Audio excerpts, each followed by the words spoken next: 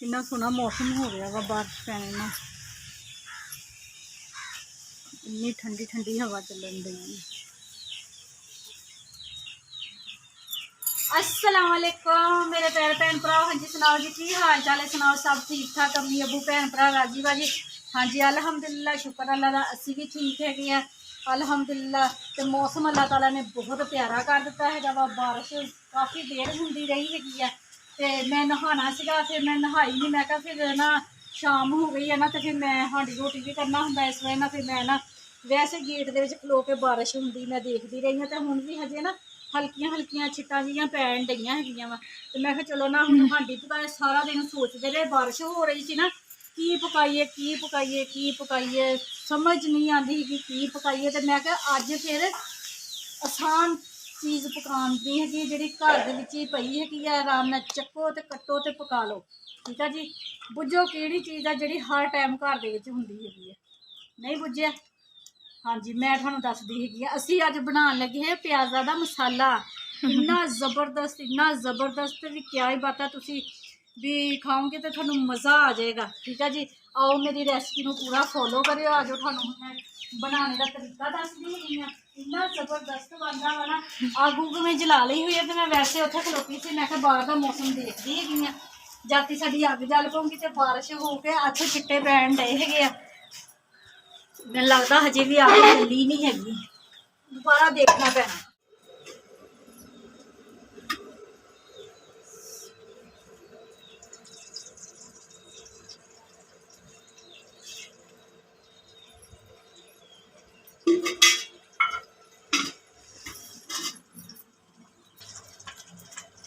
हाँ जी मेरे भैन भरा घे शामिल कर दिता है वा, जिन्ना घे साडा हांडी दे विच पैंदा वा ना, असीं उन्ना ही घे लैना है। ठीक है जी, ते ए साडे हैगे 1 किलो प्याज। ठीक है जी, प्याज हर घर दे विच मौजूद हुंदे हैगे आ। जो कोई समझ ना आवे है, कोई समझ ना आवे भी की पकाना है वा, ते फिर कहिए भी समझ भी नहीं आ रही की पकाना है, तो पक्या भी वो होवे जिहड़ा मज़ेदार लगे। तो रोटी बंदा कहिए ना भी जे सानूं एक रोटी की भुख हैगी आ, ये प्याज़ा का मसाला बना के रोटी खाओ तो तुसीं 2 रोटियां खाओगे, मेरी गारंटी हैगी आ।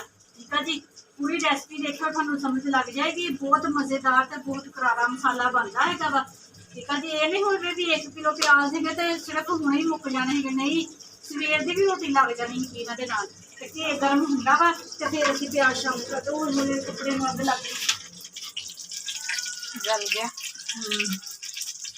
हाँ जल गया, लकड़ियां पटाखे मारन डईयां ना।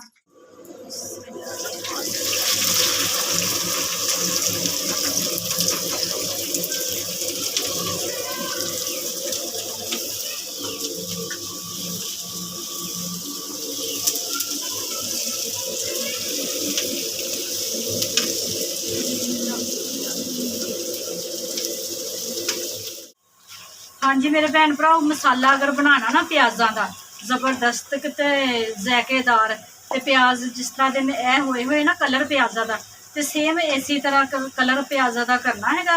ते फिर थोड़े मसाले चो खुशबू आएगी तो मज़ा आएगा थानू। तुसीं इसी तरह लगना थानू भी जिस तरह के करेले नहीं पके हुंदे हैगे, ते कड़वे भी ना होण ते पता लगे भी असीं करेले खाण डए। फिर वध भी रोटियां बना लियो।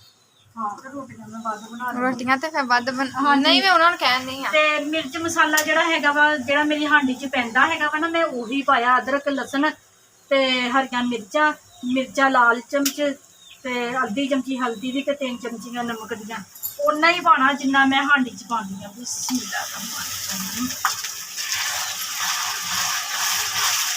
अज मैं 2 रोटियां खाऊं। ते नाल ही असीं आ जिहड़े साडे टमाटर हैगे आ ये शामिल कर देने कौली भर के। बिस्मिल्लाह, टमाटर जिन्ने ज़्यादा विच पाओगे ना उन्ना ज़्यादा मज़ेदार मसाला बनेगा, बहुत ज़बरदस्त।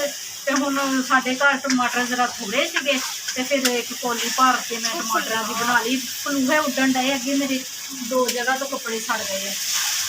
तो अच्छे तरीके दे नाल ना मसाले की बनाई करनी हैगी, जबरदस्त खुशबू आती पई ना। मुझे तो कुछ ज़्यादा ही आंदी तो खड़ी है ना।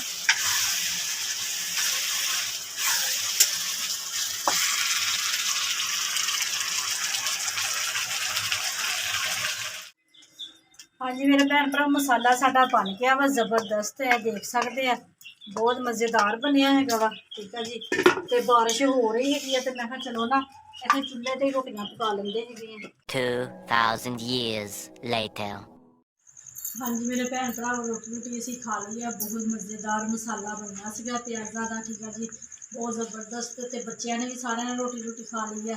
ਤੇ ਹੁਣ ਮੈਨੂੰ ਆਉਣ ਡਈ ਆ ਨੀਂਦ, ਤੇ ਮੈਂ ਸੌਣ ਲੱਗੀ ਸੀਗੀ ਤੇ ਉਹ ਬਿਨਾਂ ਰੋਟੀ ਖਾਂਦਿਆਂ ਨੀਂਦ ਖਾ ਸਕੇ ਨਾ। ਲਾਈਟ ਬੰਦ ਹੋ ਗਈ ਸੀਗੀ, ਬਾਰਿਸ਼ ਬਹੁਤ ਜ਼ਿਆਦਾ ਹੋ ਰਹੀ ਸੀ ਨਾ, ਇਸ ਵਜ੍ਹਾ ਨਾਲ ਲਾਈਟ ਬੰਦ ਸੀ। ਤੇ ਇਸ ਵਜ੍ਹਾ ਨਾਲ ਨਾ ਫਿਰ ਬਸ ਬੱਚਿਆਂ ਨੇ ਸੋਲਰ ਦਾ ਬਲਬ ਜਲਾ ਕੇ ਤੇ ਰੋਟੀ ਖਾ ਲਈ ਸੀ। ਠੀਕ ਆ ਜੀ ਮੇਰੇ ਭੈਣ ਭਰਾਵਾਂ ਨੂੰ ਸਾਡਾ ਅੱਜ ਦਾ ਵਲੋਗ ਅੱਛਾ ਲੱਗਿਆ ਵਾ ਤੇ ਲਾਈਕ ਕਰਿਓ, ਸਬਸਕ੍ਰਾਈਬ ਕਰਿਓ, ਘੰਟੀ ਦਾ ਬਟਨ ਲਾਜ਼ਮੀ ਦਬਾਇਓ। ਠੀਕ ਆ ਜੀ, ਤੇ ਮੇਰੇ ਭੈਣ ਭਰਾ ਜਿੱਥੇ ਵੀ ਰਹਿ ਰਹੇ ਮੈਨੂੰ ਦੇਖ ਰਹੇ ਆ, ਖੁਸ਼ ਰਹੋ ਤੇ ਸ਼ਾਦ ਰਹੋ ਤੇ ਆਬਾਦ ਰਹੋ, ਹਮੇਸ਼ਾ ਹੱਸਦੇ ਤੇ ਮੁਸਕਰਾਉਂਦੇ ਰਹੋ।